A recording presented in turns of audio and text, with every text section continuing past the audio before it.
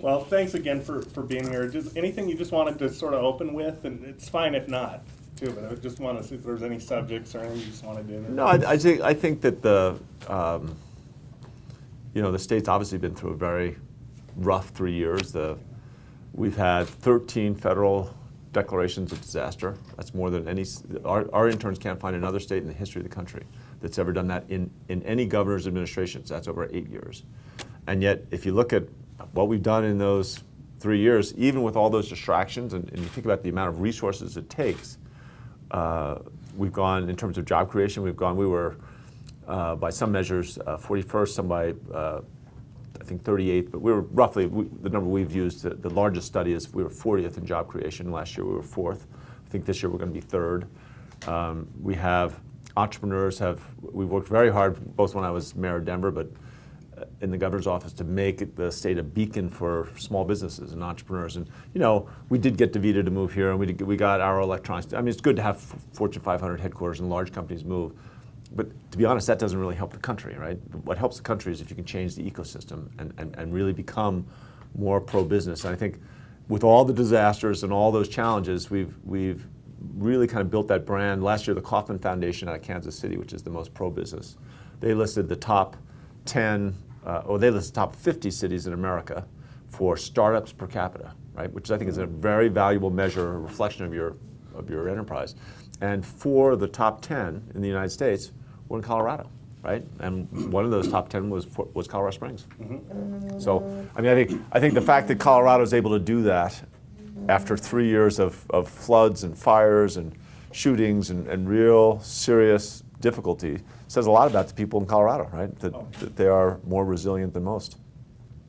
Anyway, that's and you know, after being mayor of Denver for 2 terms, you have what I understand is the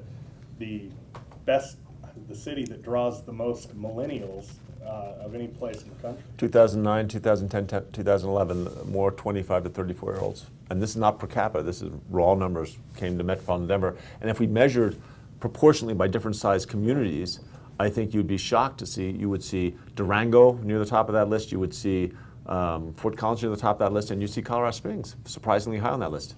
Yeah, you guys are beginning, just in the last, you guys are a little, there's a lag, so you're about a year, I think a year and a half behind, but you're now in the last 2.5 years, 3 years, you begin to see more millennials coming into the Springs. So you think we're actually doing pretty good here, because the conventional wisdom is the Springs is just being left in the, you know, in the dirt by everybody else on the front. Right? Well, that's what people think around here. It's not true. I mean, let's put it. I'll be direct. I think the Springs could be doing much much better, and I'm not sure. You know, I've got all the answers. I did convince El Pomar Foundation, the Telluride Foundation, and the Gates Family Foundation up in Denver to all chip in, and they're going to fund a study of the last, I think they're looking at 30 or 40 years. But my idea was, why is it that some town like Durango is doing so well and Colorado and Grand Junction isn't?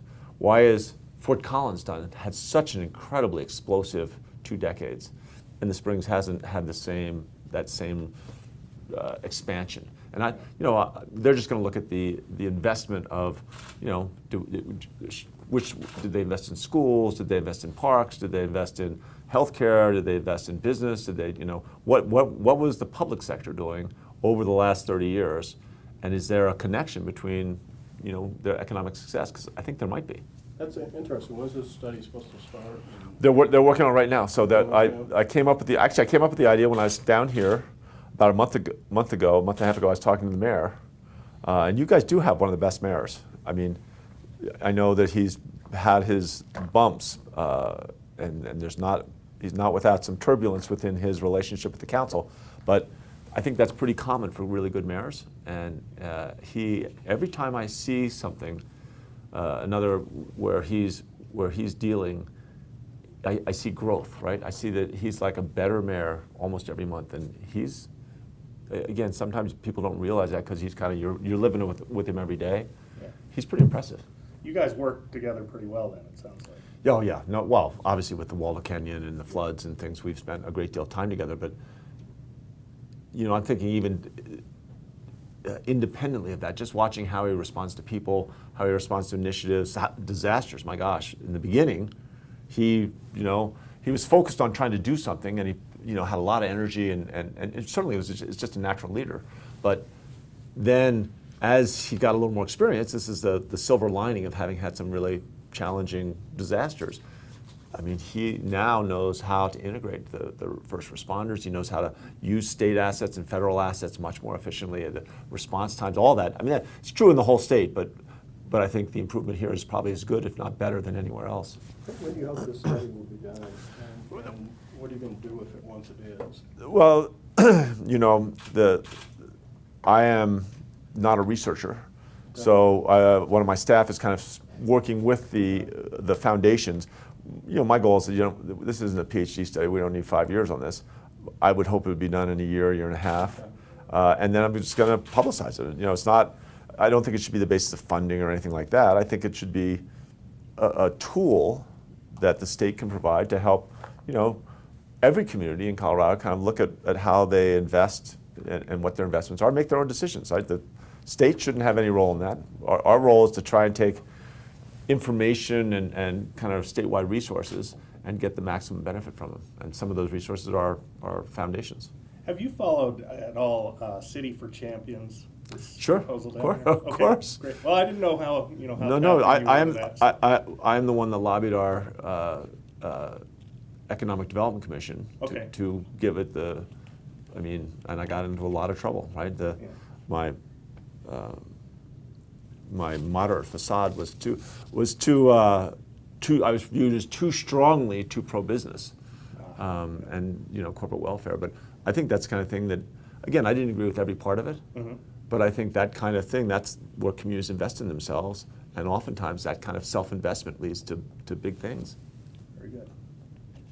I don't know, where'd you guys come down on it? Are you pro or against? Oh, we've been very pro. We've been extremely supportive of it. And I do remember that you were supportive of it back when when they were approaching the commission and Right. all of that. So we appreciate that. Speaking for the editorial board, not the news side, they're neutral on it. No, of course. Yeah. Would you compare anything in City for Champions to anything that you oversaw when you were mayor of Denver? Well, I think anytime you look at doing large initiatives that bring people together, there's a lot of common elements. So, I mean, just the fact that when we did Coors Field downtown, obviously having a gathering place like a baseball stadium downtown brings people together. I think the most important part of any of these things is getting your civic leadership to work together and to open. I think it's a big deal to let young people, let's say some of these millennials, feel like they can get involved. And when you have big projects, right, there's lots of moving parts and lots of meetings and lots of need for leadership. And part of having community-wide efforts is you create your own leadership that's going to help you down the road, make difficult decisions. Very good. Is there anything you could do or would be willing to do to? There's a lot of opposition to this, or at least it appears there is. I've not seen any scientific polling data, but in the Springs there's organized opposition. Anything you could do or would do to help people see the value of this? Well, I have. And I think my appropriate role is not to come down and dictate to any community. Sure. But I have an opinion, right? And I think one of the reasons I got elected was because I was in Lodo back when Lodo was, my rent was $1 a square foot per year when I signed the first lease, right? So I saw the things that worked and didn't work, and some of the things that didn't work were things I tried that failed. And as I tell my staff all the time, if you're not occasionally failing, you're not learning. And the one thing I did, over that long arc of time, I was active down there for, 20 years. The one thing I did see was that having so we did, in Lodo, we did like the Lodo Brewers Festival. We got breweries from all over the state, and we had lined up these tables out, and we did it on Saturday and Sunday, and got everyone to come down. So it was a great way to publicize Lodo as a special place to come.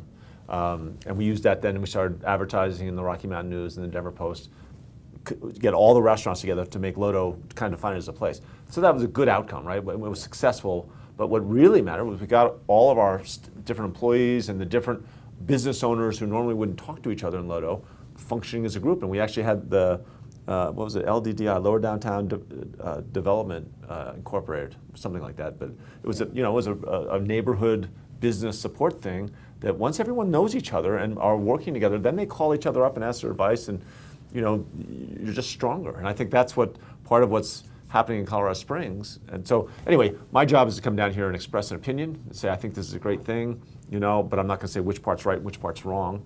That's your business, right? The newspaper's going to have an opinion, and your voters in the end are going to kind of step up and say, all right, we're going to support this and not this. Yeah.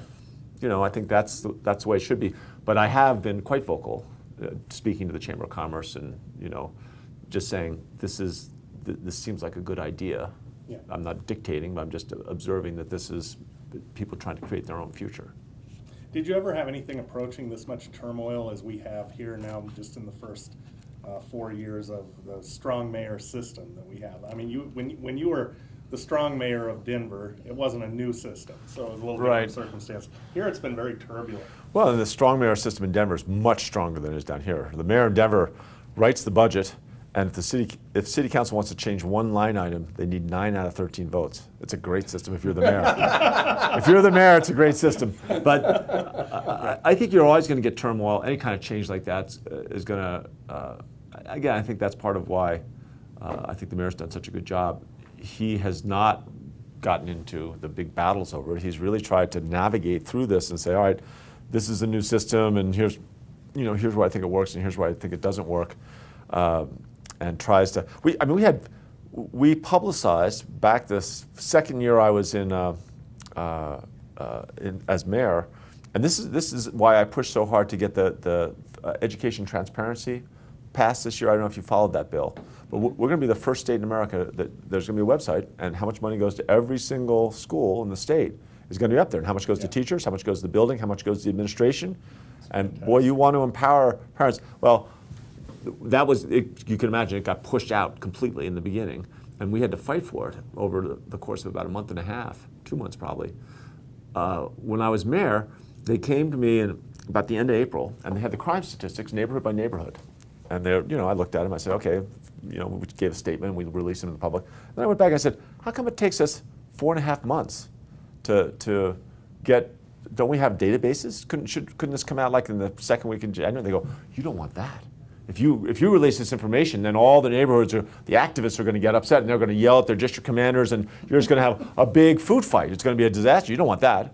And so I thought about that for a couple of months. Then I came back and said, yeah, I want that. That's exactly what I want. I want that information out there in real time as fast as I can. And so it took a year to work that through. Then we switched to monthly, and then we went to 2 weeks. Every 2 weeks, the neighborhood crime information coming out. And let me tell you, it was chaos. There was a lot of anger. The police protested, picketed on the front steps, called me a Hickenlooper and all kinds of stuff. Oh, it was no fun. But after about 6 months, what began was one of the most significant declines in crime, right? Because now everyone had information, and everyone was involved, more involved. And I think the same thing's going to happen with the schools, right? That I think parents, not every parent, probably not very many parents, but they'll be the activist parents, the ones who really care and who other people listen to, and they're going to be saying, hey, how come my school's not getting a fair share? Or, why is our school spending money this way, not spending money that way? So you can't improve things if you're always just worried about keeping the peace, right? Exactly. Sad but true. Oil and gas, changing the subject. Yeah. Oil and gas. Yeah. You've been trying to bring about some compromise there, obviously. What room is there for the industry to compromise? I mean, you've made it clear to us in the past and others that this is, the most intensely regulated state there is for oil and gas. Is there room for the industry to say, okay, we don't want these ballot measures, so we'll compromise? And what would it be? Well, we'll see. And I think we do have some of the most responsible industry leaders in the country, right? So you look at Noble Energy, Anadarko, Encana, BP. These are companies that Pioneer down here. These are very, very responsible companies that understand there's a social contract, right? There's really a public trust that can't be violated. And they've got, again, we're the first state in America. I mean, the whole methane regulation process, where we sat down And I talked to them for about a year. I wasn't going to jam it down their throat, but at a certain point, then several of the larger companies came and said, we think you're right. We're ready to sit down and negotiate about fugitive emissions and air quality. So my commitment to them was first we'd make sure we got the facts straight. So they put their experts in a room with experts from the Environmental Defense Fund and some of the environmental groups. And they spent several months just hammering out the facts. So how much pollution is there, and where is it coming from, and what do we think about this? What do we think about really measuring everything they could measure and taking the data that had already been collected. And then my second commitment was we wouldn't create bureaucracy or red tape, right? That we would make this, whatever rules were going to be as easy to administer, as inexpensive as possible, that every dollar they spent would actually improve the air quality, reduce pollution, and that we'd give them credit, right? We would, so that was once they, I think, trusted me on that, then they committed, and in the end, I mean, how many times in this country do you see the oil and gas industry and the environmental industry standing side by side, both sides claiming victory, right? Mm-hmm. Not very often. Not very often, and I think we're in that same kind of place with an even more difficult compromise right now. I figured this out just last week because I've been so much of these issues distilled down to how you frame the question, right? And the real problem here is there are two self-interests that are both valid and both have. I mean, imagine living in your suburban neighborhood for 30 years. There's a meadow across the street, and you always knew it might become a housing development. And all of a sudden, there's going to be an oil field there, right? An industrial use. That would be disconcerting for almost everyone, right? No one would, very few people would embrace that. My cousin is a petroleum engineer, would embrace that. But I would embrace it. Yeah. I realize I'm a little weird. So that's one. So I think there's a fair point there. But at the same time, someone owns those mineral rights underground. And if we tell people that they can't drill in that meadow, government has snatched away private property from somebody. And government should not ever look at doing that. So we have two competing interests. So we've been trying to figure out are there ways to find a compromise here where we can give some local control, but at the same time protect the value of people's assets, right? Of people's private property. And are there other mitigation factors? So I've been out exploring now, talking to other governors, and trying to collect, like in Pinedale, Wyoming, they had similar issues. And there, once the well is drilled and you have what's called the wellhead, which are a bunch of pipes and valves, stick like that kind of, there they sink them underground. So there's a bulkhead door, it's like a little cellar. It's only about 4 feet deep, but you can't see it. So after the drilling's done, so 2 months, then this is here, and you don't have the old pump jack, you don't have all that other stuff going there. Are there ways to do electric motors? So when they're drilling the well, so it's quiet. And can you close it so there are not all those lights on it? Sure. Right? Which you can, it's money. Now, what you're describing now, where you drill the well, those are temporary problems, right. And it's very noisy and disruptive. Well, but the wellhead's permanent. Right, the wellhead's permanent, but don't you end up with, the meadow across the street, at most you're going to see a couple of tough sheds, right, on top of the wellheads. One would hope. Yeah. Or not even that. I think you'd have even less than that. The goal is to actually have the tanks half underground, half above ground, bermed. I mean, it's not even a tough shed then. So exactly. What are the things we can do that protect as much as humanly possible the character of people's neighborhoods, and how much is that going to cost? And yeah. I'm not sure we're going to have enough time to get to the firm compromise on this, but I tell you, we have just in the process brought the two sides. And again, it's no different than when I was talking about all the communities trying to, whether it's Colorado Springs or whatever. When we did Lodo, getting everyone to do specific projects, building those relationships is incredibly valuable. And I think we're now building those relationships between both sides in terms of, here's our legitimate concerns, here's your legitimate concerns.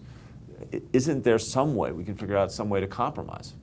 Jared Paulus is one of the people pushing the other side of this and funding it, or plans to fund it. He's from Boulder, I'm from Boulder. That what we did there many years ago, when you wanted to preserve a meadow because you thought it was beautiful, you liked the prairie, you bought it. People pooled their money, they voted for a tax, and they bought it. And then you get to control it, and you're not taking anyone's private property. Well, They didn't condemn anything. Well, but the tricky thing is that open space still, when you bought it, in many cases, now in Boulder, in many cases, you did buy the minerals, right? Yeah, right, but sometimes not. Sometimes not, but generally you did. But when you didn't, then you still got that competing thing. But you're exactly right. We talked to Longmont way back when this all was first starting, and they were going to have these bans about, listen, why don't you pick the places where you're most concerned and see if we can buy and negotiate some sort of compensation, at least to get the money back to the oil and gas companies for what they've invested in the leases. So at least they break even. It turned out to be big numbers, right? Sure. Yeah. Larger numbers than people were willing to spend. You said not too long ago that you saw a 50-50 chance of a special session for the legislature. Do you still think that's the case, or do you think that those odds have changed at all? Boy, that's a tough one. You know, as I drove down here, I was on the phone for an hour with a bunch of the different parties, and we have made great progress. In some ways, surprising progress on both sides. Both sides have moved in places that gives me hope. And yet we still have about 3 issues that are just, they're stubborn issues that both sides just feel pretty strongly about. What are those specifically in the simplest terms? Well, yeah, I mean, basically, there are the issues about who has final resolution of disputes, right? That's a key issue on that. If you give local control, is it just control around buildings and places of assembly and domiciles, people's homes, or does it also go to streams and water features, things like that? Those are all, as you can imagine, in different parts of the state, they have huge consequences. There are certain parts of the state where if people couldn't drill within 1,500 feet of a stream, and again, these wells go down 2 miles. They're not, the stream, it's inconceivable to me that unless someone's careless. One of the other things we've talked about as a compromise is to say if you're going to drill close to neighborhoods, we have a whole different set of fines, much higher sets of fines, and hold the oil and gas industry to a much higher level of accountability, which I think they do, right? I think that's the kind of stuff that we've got to figure out what makes direct, what brings benefit to both sides. Is there anything we can do? I mean, now we're talking about compromises that would probably move us in the direction of a little bit more regulation to appease, the environmental side of the debate. Is there anything we can do while we're at all of this to remove some barriers, to deregulate in ways that both sides would be amenable to, and that would actually perhaps bring more oil and gas jobs? Yeah, I think that's exactly the right question to be asking. So, the compromises we're talking about now aren't necessarily environmental. They are really about local control and local communities. And it's interesting. It is not the usual environmental alliance. It's a different group of people that are concerned about this. A lot of environmentalists as well, but it's broader. Just hay fever. We are trying to look at, as we did with the methane rules, how can we give people security? And, it's interesting. The larger companies have no problem with regulation as long as there's not a bunch of red tape and bureaucracy, right? Yeah. They want to do things right, and they don't want to have, a smaller company that's trying to cut corners and are operating irresponsibly. They don't want to have their reputation tarnished by that smaller operator. Sure. So that they want a rigorous set of regulations. But how do we do that in such a way that it's simplified and easy to regulate and doesn't take a lot of paperwork? So we're looking at doing kind of assessing as part of this whole process what our regulatory framework looks like. Now, again, every time we do that, what our commitment is to continue to make sure that we are, improving the protection of air and water. But there's no reason that even as we do that, we can't find ways that are simplified in terms of the red tape. About 15 minutes. Yeah, okay. Do you want to? Well, let's, anyone jump in anytime with anything, but we want to move on to marijuana. I want to talk Of to course. you about that a little bit. You and That's what I wanted to ask about. Yeah. Well, I wanted to ask you something that's kind of a sticky question about Sure. Nathan Dunlap. Uh-huh. I remember vividly the crimes that he committed, and I don't think there's any doubt that he did commit, the murders. Right.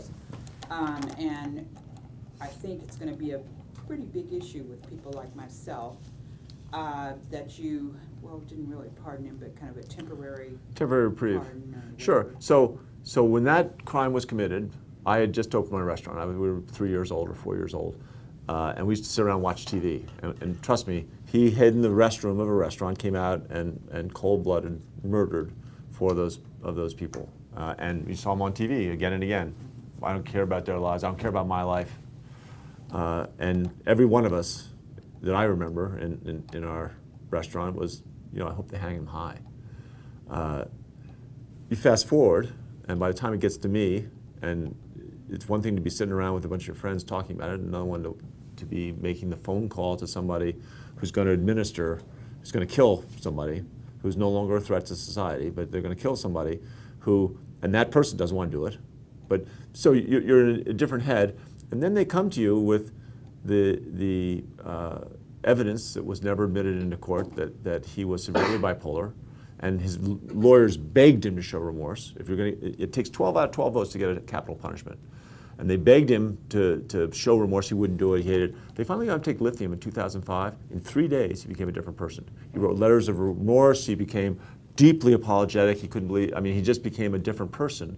And 4 of the 12 jurors said if they'd known that, again, he's never going to walk free, right? He's going to die in jail.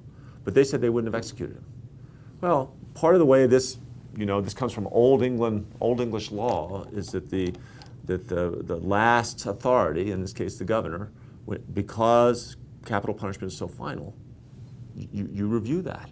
And again, a third of the jurors said they would not have gone along with a capital punishment.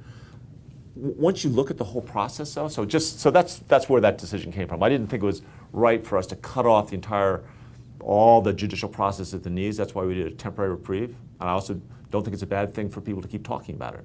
It hurts me politically, but long-term health of the state, you look at this, we spent $18 million on this, right? Life in prison without parole is $1.6 million.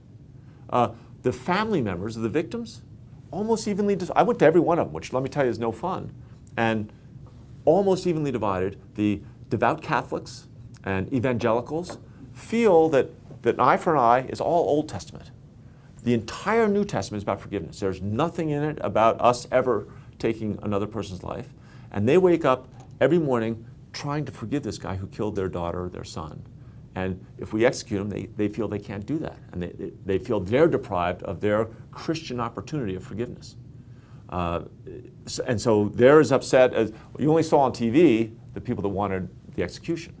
You didn't see the other half, and it was roughly even half. Third, there's no deterrence. I never knew this, that there are 35 studies that have been all over the country that are trying to prove, beyond a shadow of a doubt, that if you have capital punishment, you'll have less murders, and it makes perfect sense to me, right? Of course you'd expect that. Not true. You go to states that got rid of capital punishment 40 years ago, they have no higher level of murder, even adjusted for poverty or other, balanced to other crimes. There's no more heinous crimes. Everyone agrees. You can talk to the District Attorney Brockler. There's no deterrence from capital punishment. So there's no deterrence. Family members of victims are evenly divided. It costs 10 times more money. You begin to see why every country in Europe, every other industrialized country in the world has gotten rid of it. In this hemisphere, Mexico, South America, Canada, they've all gotten rid of it. I think Guatemala still has it. Australia's got rid of it. Israel's gotten rid of it. Pretty much everywhere except for Iran, Iraq, Afghanistan, China. Countries whose names we wouldn't want to be on the list. I came away from it a very different person than when I started. When I got elected, I thought I would have no problem at all with Nathan Dunlap. But on his case specifically, I think the evidence was pretty clear that he was severely bipolar, and the jury members, it would have changed their mind. So do you, not this year, but last legislative session put you in some awkward situations. We had the 3 recall campaigns. What do you think of? I don't see you as a highly vulnerable candidate right now. What do you think makes you most vulnerable? What's the most difficult issue? Well, I think the gun safety issues were we lost Nathan Dunlap certainly, and the gun safety issues were significant. especially universal background checks. They made a big deal about that. And it's funny. I tell this story. This is a little over a year ago, and we couldn't get any Republican to co-sponsor universal background checks in the legislature. Just so we're clear, I think the Democrats are just as unreasonable at some of their issues, right? So both parties can break down. I'm not saying that the party's right or wrong, but they kept saying, crooks aren't stupid. They're not going to get a background check. Why are the rest of us having to spend $10 and wait around for 15 minutes to buy our hunting rifle? So I go home one night, and my son Teddy, who last year was 10 and a half, and he had a bad day, and the discussion took a turn for the worse. And he looked at me and goes, Daddy, what do you do at work all day that's so hard? Make decisions? I go, well, Teddy. He goes, Daddy, get the facts, make a decision, check, next. I said, Teddy, it's not that easy. He goes, Daddy, get the facts, make a decision, check, next. He goes, every day I got to go to school and learn something completely new that I didn't know existed the day before. If I don't get it completely right, my next day is misery, because everything's based on the day before. After 10 minutes, I said, Teddy, you're right. 5th grade is harder than being governor. But I woke up the next morning, and I realized what I should have said is today we don't all have the same facts. It's easy to say, get the facts, make a decision, check next, if we share the same facts, but we generally don't make the time to get the facts. I went in that day to the Department of Public Service and said, did we get the facts on gun safety? I mean, we got to 50% of the gun purchases last year. Did we catch anybody? Why are we even talking about this? They go, well, we haven't gotten them. So it took us 3 weeks to get the facts, and I take as my blame. And by that time, the NRA was doing attack ads against me, and we were losing all this. There's big turmoil. I memorized this just because I thought it was interesting. In the state of Colorado in 2012, getting to half the gun purchases, there were 38 people convicted of homicide who tried to buy a gun, and we stopped them. 133 people convicted of sexual assault who tried to buy a gun, and we stopped them. There were 620 burglars, 1,380 people convicted of felony assault that tried to buy a gun, and we stopped them. There were 420 people who had judicial restraining orders, not to see their old girlfriend or their ex-boss. They tried to buy a gun and we stopped them. And just in case you think crooks really aren't that stupid, 236 people, when they came to pick up their gun, we arrested them for an outstanding warrant.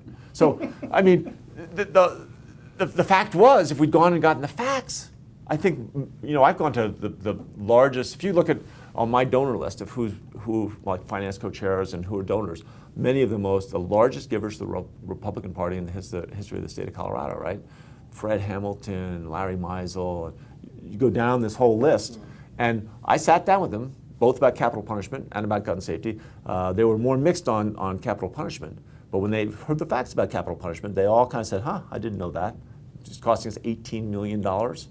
But when I gave them the gun safety on universal background checks, every single individual, not politicians, but every single individual I've talked to has said, I don't have a problem with that at all. That's for me to spend $10 and wait around when I buy a rifle to make sure that we're keeping guns. We're not taking anybody's guns away. We're trying to keep guns from getting in the hands of dangerous people. Yeah, we're very pro-Second Amendment editorial page, as you probably know, and not a huge issue with the background check. Right, that's the one. And the high capacity magazines, basically from 2001 to 2010, if you looked at police officers nationwide killed in the line of duty, anywhere between 31 and 41% of them were killed with magazines more than 15 rounds. And a couple of the police chiefs in Colorado, prevailed upon me to sign the damn thing. That, Right. What can I say? I think I said enough. Okay. Real quick, who would you most like to run against of the 4 Republicans seeking nomination?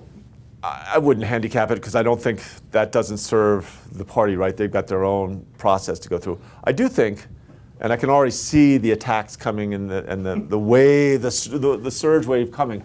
And I do think it's in the media's best interest to begin looking at the attack ads in a different way. And I think and I'm going to, whoever the nominee, I can guarantee you, I've still never done an attack ad, and I'm not going to. Yeah. I think they hurt. I think they are a poison.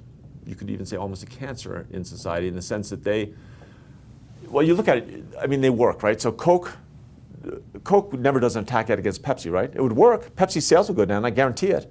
But then Pepsi would have no choice but to do an attack ad against Coke. Coke would attack Pepsi, Pepsi would attack Coke. You would depress sales in the entire product category of soft drinks. What we're doing now is we're depressing sales in the product category of democracy. And so what's happening is your readers, especially young people, are not reading about the news, right? They're so turned off by campaigns and all this. So my campaign this election is to get all the newspapers and all the TV stations in the state, when the attack ads start flying, to start just laughing at them and just saying, this is nonsense, right? That's a good fact. Go ahead and make that point, that so-and-so is not a good leader, so-and-so should have done this, or, whatever. But take the venom out of it, because at the end, after the election, we got a lot of work to do, right? Yeah. And whoever the leaders are in the legislature, attorney general, governor, we need to be able to unite behind them. And the attack ads make that very hard, and they drive people away from democracy and drive people away from the media. I mean, you're losing customers over it by letting it go on and on. Okay. Marijuana? I got to do a couple of quick. Sure. So I'll do them as and Ryan definitely. We can be 5 minutes late. Okay. Ryan, by the way, and Christian both send their apologies. They wanted to be here. Christian was going to join us on the phone, but there's an OPUBCO meeting the date was changed. Sure, it's okay. Couldn't make it. But anyway, a couple of questions from Ryan. What does Teddy have to say about marijuana, and how is it impacting his age group in school? So Teddy is adamant against marijuana and has no illusions. There are some polls out there that suggest that young people, because it's now legal recreationally, seem to think it's harmless. Mm-hmm. Every single neuroscientist I've talked to has grave concerns that, especially for teenagers, when your brain is still maturing, still growing, that you have the potential. One example that I've heard many times is that they see evidence. There's no long-term study, so we can't say this is fact, but that young people, if they're smoking this high THC marijuana, that they're going to have long-term diminishment of their long-term memory. They're going to have less long, and kids think they're going to live forever, right? They're hard to. That's why we've come out and we've been so heavy-handed on. I mean, this year we got the legislation, so it's now not just a class 2 misdemeanor; it's a class 1 misdemeanor to let a kid have marijuana. How much money was specifically approved in the recent state budget for fiscal year 2015 for marijuana prevention, enforcement, regulation programs? And is any of this funding at risk because of the need to do a tax refund or some other contingency? So we budgeted very cautiously, and I can't remember what the number was. I think it's $30 million in terms of the regulatory. Part of that includes advertising. In other words, how do you get people that kids will listen to and tell them that this isn't as harmless as you think it is, and to just be smart. So I don't think that's at risk in terms of having a lot of excess tax revenue coming in through this. And it looks like now the revenues, I mean, no one's ever done this before, so there's no crystal ball that we can look at and say, all right, here's how much tax revenue we're going to have. We threw out the number 130 million. Now it looks like it might be closer. It could be somewhere between 60 and 100 million. At a certain point that we don't bump against the Tabor cap. But either way, we do have to make sure that the money to regulate it. We passed a bill that's going to allow the Department of Revenue to, if it's going to be a candy or look like a candy, we're going to make sure they either have a specific color or a stamp on it, or some way that even when it's out of its wrapper, parents and kids, but especially parents, can tell that is infused, right, with THC. And this THC, this high dosage THC stuff, what possible point is there for that? I mean, I think we have to, just like we do alcohol, right? We regulate alcohol with very, very strictly. We should be no less vigilant with marijuana. Governor, you said the projection was 130 million, and now you're saying 60 to 100 million. What will be cut as far as regulatory and the campaigns and like that to make up for that? I think that as long as we get to 65 million or 70 million, I can't remember what's right in there, then we have everything we budgeted for. So we budgeted very cautiously. We wanted to build that extra stuff we're going to have so that we have a base so we can plan more. The hard thing is, like, anytime you're selling a new product, we don't know what they call the pull-through is, right? We don't know that everybody comes and buys some marijuana. Do they use it every week? How often do they come back to the store? It turns out they're not coming back to the store as often as was originally projected. That's a good thing, right? We look at one thing, when I talk to CEOs and companies outside the state, and rarely, they really haven't raised the question. One or two have. But what I always tell them is, when I ask people to, how many in this group of people has smoked pot, once or twice in the last 12 months. And usually it's a quarter or a third or something like that. Then I ask them, how many of you smoke it just since it's been legal? No hands. So, and we're going to start looking at this with polls. We have not done that, but I suspect that the people that are smoking are the same people that were smoking before. The difference is now it's not going to gangsters and corruption, and we're getting taxes off it. And at least with adults, now I'm very nervous about kids, but at least with adults, we don't seem to see a spike in usage. Is there going to be any efforts, because there seems to be misperceptions outside of this state about that marijuana is just rampant in Colorado. No. Is there going to be any efforts to try to spread the word that there are areas that have banned it? There's areas, there's regulatory. It's tricky. There are, but you have to be very, when you get into marketing and branding, as you know, you can draw more attention to something by shouting out against it, right? And saying this isn't a problem, you're making people think, why is he saying that? So we're going to try and be very thoughtful to not to exaggerate the problem in any way, and make sure that we really are getting to that we want to get to target markets on something like this. Do you worry that? Oh, go ahead. To kind of piggyback on that, this is sort of an old story, but I thought it was an amusing one. When Chris Christie criticized Colorado's quality of life. Well, so Chris Christie attacks Colorado. And of course, a bunch of my staff say, all right, now we're going to attack him right back. And that's the old school politics, right? Then you've got a feud and you've got a battle, and it's good for the media, not good for the brand of your state, right? So what we did is we just quietly, I don't know if you saw it, but we quietly listed where they are and where we are, and entrepreneurship, new jobs, millennials, all these things where they're 35th to 45th, and we're in the top 5. We didn't hear from them again. And just overall, it's been almost 6 months since recreational sales began in Colorado. Just overall, how do you think things are going along those lines? Well, I opposed the vote, and I worked hard to try and defeat it, but it passed 55-45. So I do think we've got an obligation to do the very best we can to try and see if it can work. And I think everyone from law enforcement to our regulators and the Department of Revenue have done, these people have been working 60 and 70-hour weeks, many of them without overtime, to try and create something that's never been done before. And I think they've done pretty good. Not perfect, and there are all kinds of places that we're going to continue improving and changing. And I think these first year or two, you're never going to think of everything. But overall, just to start from zero and suddenly be doing something no one's ever even contemplated before, I think they've done a pretty good job. Is it hurting economic development, helping, or no effect? Oh, it's so small relative to our economy. I don't think it's a big effect. I think long term. As far as people wanting to come here, does it turn people off? No, Okay, I think it probably does turn some people off, and it does probably attract some other people. I think that's probably a wash. I think the long term, marijuana was widespread. If you look at the money that used to get spent on somebody's in the back, behind the garage, they'd give somebody some cash and they'd get a bag, and that money would go to either thugs or eventually go to Colombia or Thailand or Mexico, wherever. So that was money that all left Colorado and left the United States. Now that money is all going to stay here. It's going to create jobs. It's going to fill up. They're growing this stuff. I don't know if you've gone and had a tour of one of these places. I have, yeah. It's pretty impressive. Impressive in the sense of how rapidly they've become sophisticated at it. But anyway, that long-term economically is going to keep money in the state, which is probably a good thing. Very good.